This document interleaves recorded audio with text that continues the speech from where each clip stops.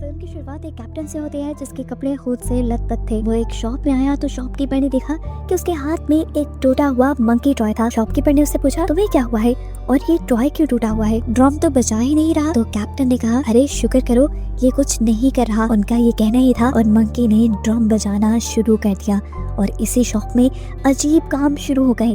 जैसा कि एक चूहे ने रस्सी काटी, उस रस्सी से जुड़ी चीजें हिली और पलक झपकने जितने वक्त में एक तीर आकर शॉपकीपर के अंदर स्टैब होकर उसे मार गया। उसे चीखने तक का मौका नहीं मिला। इससे ये साबित हुआ कि ये मंकी कर्ज था। जब भी ये ड्रम बजाता तो किसी की मौत हो जाती। ये बात कैप्टन जानते थे। वो मंकी के इस मौत के गेम से तंग आ चुके थे, इसलिए फैसला करते हैं कि ये इस मंकी को जला देंगे। और जलते हुए भी हमें दिखाया जाता है कि वो मंकी अजीब तरीके से हंस रहा है, जैसे कोई प्लान अभी बाकी हो। ये देखते हुए कैप्टन का बस इतना ही कहना था कि मैं अपने बच्चों के लिए एक बहुत बड़ी परेशानी छोड़कर जा रहा हूँ। जिसके बाद सीन यहीं से कट होकर हमें काफी सालों बाद 1999 का वक्त दिखाया जाता है। हम दो लड़कों को देखते हैं, हेल और बेल, जो जुड़वा भाई हैं और कैप्टन के ही बेटे हैं। और अब ये दोनों कैप्टन के मरने के बाद सिर्फ अपनी मॉम के साथ रहते थे। उनकी मॉम भी ज्यादा अपने काम में बिजी रहती थी, तो दोनों का वक्त ज्यादा एक दूसरे के साथ ही गुजरता था। इन दोनों को अपने डैड के बारे में जानने के लिए हमेशा क्यूरियोसिटी रहती थी, लेकिन इनकी मॉम इनसे कभी इनके डैड के बारे में बात ही नहीं करती थी। एक दिन इन्होंने खुद अपने डैड के सामान को चेक करने का फैसला किया, जहाँ पर उनकी मिलिट्री यूनिफॉर्म के साथ उन्हें एक बॉक्स भी मिला। इस बॉक्स को जब खोला गया तो इसमें वही मंकी था जिसे हम मूवी के स्टार्ट में देख चुके हैं। बॉक्स पे लिखा था, इस मंकी में चाबी भरो और फिर देखो क्या होता है। बेल हेल से कहता है, हमें ये चेक करना चाहिए। हेल भी जोश में आकर मंकी के अंदर चाबी घुमा देता है, लेकिन देखता है कि मंकी के अंदर कोई भी चेंजेस नहीं आए थे। शायद ये खिलौना पुराना और खराब हो चुका था। यही सोचकर वो इसको छोड़कर यहाँ से बाहर चले जाते हैं, लेकिन वो इसकी हकीकत जानते नहीं थे। खैर, हेल और बेल को अपनी नैनी के साथ आज लाइफ किचन रेस्टोरेंट जाना था, जहाँ जाने के लिए ये लोग बहुत ज्यादा एक्साइटेड थे। जब ये लोग जाकर गाड़ी में बैठते हैं तो हेल देखता है कि उनसे पहले ही वो मंकी टॉय आकर गाड़ी में बैठ चुका था। उसे अपनी आंखों पे यकीन नहीं हुआ। वो खुद मंकी टॉय को बॉक्स के अंदर रखकर आया था। फिर उसने ज्यादा ध्यान नहीं दिया और ये लोग चल पड़े। ये लोग रेस्टोरेंट के अंदर आ जाते हैं और जब ये लोग खाना बनता एंजॉय कर रहे होते हैं, तभी हेल को एक अजीब सी आवाज सुनाई देती है, मंकी के ड्रम बजाने की आवाज। उसे ये नहीं समझ आ रहा था कि उसके साथ हो क्या रहा है। वो तो मंकी को गाड़ी में छोड़कर आया था, फिर ये आवाज उसे यहाँ कैसे आ रही थी? अभी इसने ये सब सोचा ही कि एकदम से शेफ की करतब दिखाती नाइफ उड़ते हुए सामने चली गई और हेल की नैनी के गले पर चलकर उसका गला कट कर नैनी की वही मौत हो गई और इन्हें संभलने का मौका तक नहीं मिला। सबको ये एक एक्सीडेंट लग रहा था, लेकिन हेल जानता था कि ये एक एक्सीडेंट नहीं बल्कि ये कुछ और ही है। हेल और बेल अपनी नैनी की मौत से, जो कि उनके सामने ही हुई थी, बहुत ज्यादा डिस्टर्ब हो गए थे। उनकी मॉम उन्हें नैनी के फ्यूनरल पर लेकर जाती हैं और उन्हें समझाती है कि लाइफ ऐसी ही है, कौन कब मर जाए किसी को नहीं पता। अब ये सब घर आ जाते हैं और हेल जाकर सबसे पहले मंकी टॉय के पास जाता है और उससे पूछता है, क्या ये सब जो हो रहा है उसके पीछे तुम्हारा हाथ है? अभी वो ये बात ही कर रहा था कि उसका भाई बेल यहाँ पर आ गया और उसे तंग करने लगा। हेल ने उसे मंकी की स्टोरी सुनाना शुरू की कि किस तरह मंकी बॉक्स से उनके कार में आया, फिर कार से उसे ड्रम बजाने की आवाज सुनाई दी और उसके फौरन बाद नैनी की डेथ हो गई। बेल ने उसकी ये बात सुनकर मजाक उड़ाया और अगले दिन उसके लिए और भी मुसीबत खड़ी कर दी। पूरे स्कूल में उसकी ये मंकी वाली कहानी मशहूर कर दी, जिसकी वजह से उसका बहुत ज्यादा मजाक बना। हेल को गुस्सा आ चुका था अपने भाई पे, इसीलिए वो गुस्से में घर आकर मंकी के अंदर चाबी घुमा देता है और उससे कहता है कि चलो मेरे भाई को मार दो। वो तो गुस्से में ये सब कर रहा था, नहीं जानता था कि इसका अंजाम क्या होगा। उसके चाबी घुमाते ही नीचे उसकी मॉम की तबीयत खराब होने लगी, जो इन दोनों के लिए खाना बना रही थी। उसकी आंखों से, कान से, नाक से खून आने लगा और वो वहीं पर गिरकर मर गई। डॉक्टर्स के मुताबिक हेल की मॉम की डेथ ब्रेन हैमरेज की वजह से हुई थी, लेकिन हेल हकीकत जानता था कि उसकी मॉम की मौत उसकी एक गलती की वजह से हुई है। गम और गुस्से में वो घर जाकर एक हथौड़ी से उस मंकी को तोड़ डालता है, लेकिन अगले दिन जैसे ही सुबह उठता है तो उस मंकी को सही सलामत अपने घर पे देखता है। इधर दिखाया जाता है कि बेल तो बहुत ज्यादा सदमे में था। वो अपनी मॉम की मौत का सदमा बर्दाश्त नहीं कर पा रहा था। उसने अपनी मॉम के फ्यूनरल के कपड़े भी 3 दिन तक नहीं बदले और फिर तीसरे दिन उन्हें उनके अंकल लेने आ गए, क्योंकि इनके मॉम डैड दोनों ही मर चुके थे। इन्हें किसी की कस्टडी में तो रहना था। यहाँ आने के बाद हेल के दिल में बहुत ज्यादा रिग्रेट था। वो सारी बात बेल को बताना चाहता था। काफी देर हिम्मत करने के बाद उसने बेल को बता भी दिया कि उसकी मॉम की मौत उस मंकी के ड्रम बजाने की वजह से हुई है और इसके पीछे गलती भी मेरी है। मैंने ये गुस्से में उस मंकी में चाबी भरी थी और जब भी उस मंकी में चाबी भरी जाती है तो किसी की मौत हो जाती है। बेल को बिल्कुल यकीन नहीं आया उसकी इस बात पे, उसने कहा अच्छा ठीक है, अगर ये बात है तो तुम प्रूफ करो, तुम दोबारा से चाबी भरो। हेल उसे प्रूफ करने के लिए मंकी में एक और मर्तबा चाबी भर देता है, इस एहसास के बगैर कि अब भी किसी की मौत हो सकती है। उसकी चाबी भरते ही दूसरी तरफ हम उनके अंकल को देखते हैं जो इस टाइम हॉर्स राइडिंग कर रहे थे। एक्सीडेंटली वो हॉर्स से भी गिर जाते हैं और उनके ऊपर से बहुत सारे हॉर्स गुजरने की वजह से उनकी वहीं पर मौत हो जाती है। यह हादसा बेल को प्रूफ करवाने के लिए काफ़ी था कि वो मंकी टॉय कितना ज़्यादा खतरनाक है। इस हादसे के बाद इन्होंने फैसला किया कि इस मंकी टॉय को ही अपने से बहुत दूर कर देंगे। इन्होंने मंकी टॉय को उसके बॉक्स में वापस डाला और उसे चेन से बंद करते हुए दूर ज़मीन में नीचे दफन कराए। ऐसा करने के बाद मंकी टॉय से होने वाली सारी तबाहियां खत्म हो जाती हैं और फिर कहानी में 25 साल का वक्त गुजर जाता है। हम 25 साल बाद हेल को देखते हैं जो एक स्टोर पर स्टोर कीपर की जॉब कर रहा था। उसने अपने भाई से सारे ताल्लुक खत्म कर दिए थे क्योंकि उसे डर था कहीं वो अपने भाई से मिले तो इन दोनों के मिलते ही वो मंकी इनका पीछा ना करने लगे और उसकी तबाहियां दोबारा शुरू ना हो जाएं। अब हेल अपने मैनेजर से छुट्टी मांगता है क्योंकि आज उसे अपने बेटे पीट से मिलने जाना था जो उसकी एक्स वाइफ के साथ रहता था। वहाँ जाकर उसे एक शॉकिंग न्यूज पता चली कि उसकी एक्स वाइफ और उसका हस्बैंड अब पीट की लीगल कस्टडी लेने लगे हैं, जिसका मतलब था कि हेल अब और ज्यादा अपने बेटे के साथ टाइम नहीं स्पेंड कर पाएगा। यह उसके साथ आखिरी 2 दिन थे जिन्हें वो ज्यादा से ज्यादा अपने बेटे के साथ स्पेंड करना चाहता था। इन दिनों को यादगार बनाने के लिए हेल एक रोड ट्रिप पर निकल जाता है और रात होने पर ये लोग एक मोटेल में रुकते हैं। यहाँ पर हेल का बेटा उससे उसकी फैमिली के बारे में सवाल करता है। उससे पूछता है कि क्या आपका कोई भाई है। हेल को इस टाइम बेल की बहुत याद आई, लेकिन उसने अपने बेटे से झूठ बोल दिया कि नहीं, मेरा कोई भाई नहीं, मैं अकेले ही रहता हूँ। सीन कट होकर अब हमें उस लेडी को दिखाया गया जिसके पास हेल और बेल अपने मॉम डैड के मरने के बाद रह रहे थे, जिसके हस्बैंड की भी मौत हेल के मंकी को चाबी देने की वजह से हुई थी। वो घर पर अकेली रहती हैं और आज उन्हें अपने घर पर एक अजीब डरावनी सी आवाज सुनाई देती है।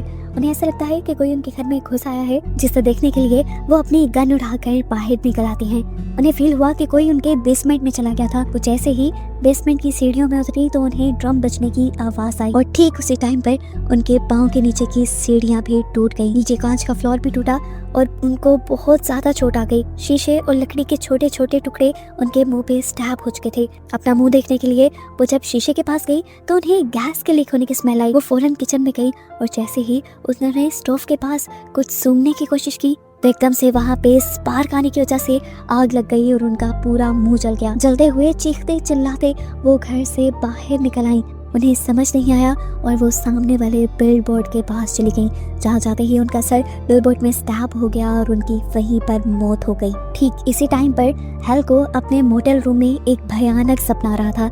उसने इस सपने में अपनी मॉम को एक बहुत ही भयानक रूप में देखा और मंकी को भी देखा, जिसे देखते ही वो डर कर उठ गया और तभी उसने देखा कि उसके फोन पे बेल की कॉल आ रही थी, वो भी इतने सालों बाद। वो डर कर उसकी कॉल को उठाता है तो बेल उसे बुरी खबर देता है कि वो मंकी दोबारा से कहीं आ गया है और उसने तबाहियां भी फैलाना शुरू कर दी हैं। मुसीबत बहुत बड़ी थी, इन्हें उसे किसी तरह खत्म करना ही था, लेकिन इसी बात पे दोनों के दरमियान में लड़ाई हो गई कि उसे ढूंढकर खत्म करेगा कौन। ये बात करते हुए हेल कमरे से बाहर निकल आया था।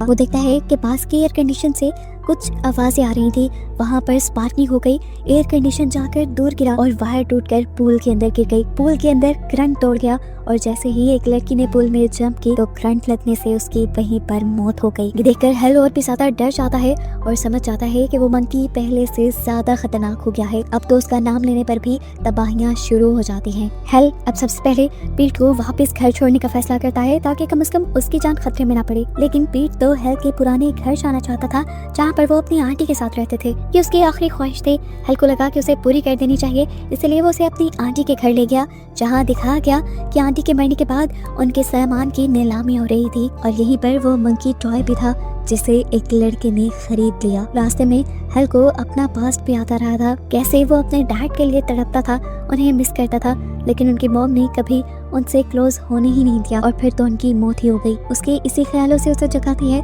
यहाँ पर एक एजेंट, जो एजेंट इसे एक शॉकिंग न्यूज देती है कि जिस टाउन में इस टाइम वो आया था उस टाउन में अजीबोगरीब काम हो रहे थे। टाउन में एक के बाद एक लोग अजीबोगरीब हादसे से मर रहे थे। ये सुनकर हेल शॉक में आ गया। वो समझ गया कि मंकी टॉय इसी टाउन के अंदर है। ये दोनों बातें ही कर रहे थे कि इन दोनों की बातों से पीट को पता चल गया कि हेल का एक भाई बेल भी है। फिर अब हेल को उस मंकी टॉय को ढूंढना था, जिसके लिए वो स्टोर रूम में चला जाता है जहाँ पर ऑक्शन की सारी चीजें रखी गई थी और वो जानता था कि उसकी आंटी के घर की सारी चीजें भी जो ऑक्शन में नहीं बिकी होंगी वो यहीं पे होंगी। उसने पूछा क्या ऑक्शन में कोई मंकी टॉय भी था। एजेंट को ये अच्छी तरह से याद नहीं था, इसलिए उसने हेल के लिए स्टोर रूम खोल दिया जहाँ पर वो उस मंकी टॉय को ढूंढने लगे। एजेंट ने जैसे ही एक कैबिन खोला तो अंदर से एक शॉटगन निकलकर उसके ऊपर गिर गई और खुद ब खुद चल गई, जिससे उस एजेंट की भी वहीं पर मौत हो गई। इस लड़की के मरते ही पूरे स्टोर रूम के अंदर उस मंकी टॉय के ड्रम्स की आवाजें सुनाई देने लग जाती हैं। अब यहाँ हेल को ये बात पता चलती है कि बेल पहले से ही इसी टाउन में है, लेकिन वो उससे मिलने नहीं आ रहा। हेल उसे फोन पर धमकी भी देता है और जब तब भी बेल उससे मिलने के लिए नहीं आता तो वो बेल की लोकेशन ट्रेस करने लग जाता है। और यहाँ हमें बेल के घर दिखाया जाता है कि बेल के इरादे बहुत ज्यादा खतरनाक थे। ट्विस्ट ये था कि वो मंकी टॉय जिसे हेल हर जगह ढूंढ रहा था वो उसी के भाई बेल के पास था। बेल ने इस मंकी टॉय को ऐसे संभाल रखा था जैसे वो कोई इसका अहम दोस्त हो। साथ ही उसने अपने पूरे घर में अब ट्रैप्स भी लगा दिए थे, क्योंकि वो जानता था कि हेल उससे मिलने के लिए इस घर में जरूर आएगा और वो उससे बदला लेना चाहता है। उसे लगता था कि उसके डैड की, उसके मॉम की मौत और उसके अंकल की मौत भी हेल की ही वजह से हुई है। वो दुनिया में आज अकेला है तो हेल की वजह से ही है, इसीलिए वो हेल को मारना चाहता है। सीन्स पास्ट में शिफ्ट होते हैं और दिखाया जाता है कि जब इन दोनों भाइयों ने मिलकर उस मंकी टॉय को मिलकर जमीन के नीचे दफन कर दिया था, तब बेल वापस गया था उस मंकी टॉय को वहाँ से लेने के लिए, लेकिन तब उसे मंकी टॉय वहाँ नहीं मिला, सिर्फ मंकी टॉय की चाबी मिली थी। जिसके बाद से आज तक वो उस मंकी टॉय को ढूंढने की कोशिश कर रहा था और आखिर वो मंकी टॉय उसकी आंटी के घर से ही मिला, जिसे उसने किसी दूसरे लड़के के जरिए खरीद लिया। अब यहाँ पर वो लड़का जिसने बेल को वो मंकी बेचा था, उसे वो मंकी वापस चाहिए था। उसने जब देखा कि हेल और उसका बेटा पीट आंटी के घर पर है तो वो उन्हें गन पॉइंट पर लेकर बेल के घर के पास आ गया। उसे गन पॉइंट पे ही धमकी देते हुए पीट से कहा कि तुम अंदर बेल के घर जाओ और वहाँ से मंकी टॉय लेकर आओ। हेल जानता था कि अगर उसके हाथ मंकी टॉय लग गया तो बहुत बुरा हो जाएगा। वो उसे समझाता भी है कि तुम गलती से भी उस मंकी टॉय की चाबी ना चला देना, नहीं तो यहाँ तबाहियां शुरू हो जाएंगी। यहाँ दिखाया जाता है कि पीट सारे ट्रैप से बचते हुए बेल के पास पहुँच गया था।